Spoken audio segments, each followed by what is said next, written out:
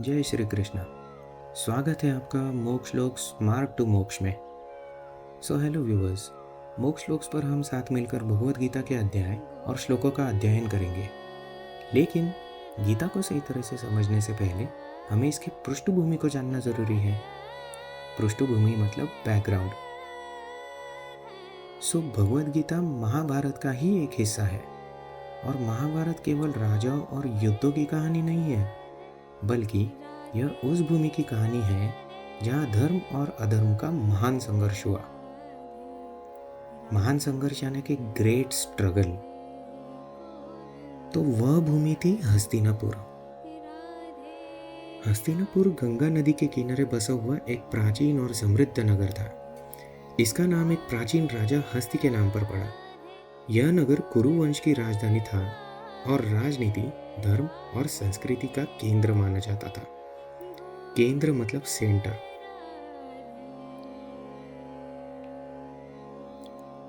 यही से कुरु वंश के महान शासक राजा शंतनु, भीष्म, पांडु, धृतराष्ट्र और उनके वंशज हुए। लेकिन इस नगर ने वैभव के साथ साथ दुख और कलह भी देखे।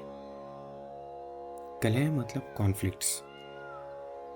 द्रौपदी का स्वयंवर, द्युत क्रीड़ा, द्रौपदी का अपमान और पांडवों का वनवास, ये सब घटनाएं यही से शुरू हुई और यही सब आगे चलकर महायुद्ध की नींव बने।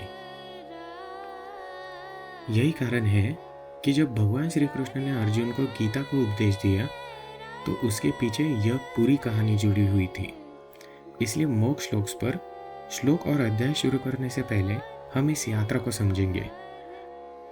शांतनु से भीष्म प्रतिज्ञा तक, सत्यवती, पांडव और कौरव का जन्म, द्रौपदी का अपमान और अंत में कुरुक्षेत्र का युद्ध, जिसे हम महाभारत के नाम से जानते हैं। जब हम इस सब की पृष्ठभूमि जान लेंगे तब गीता के श्लोक हमें और गहराई से समझ में आएंगे।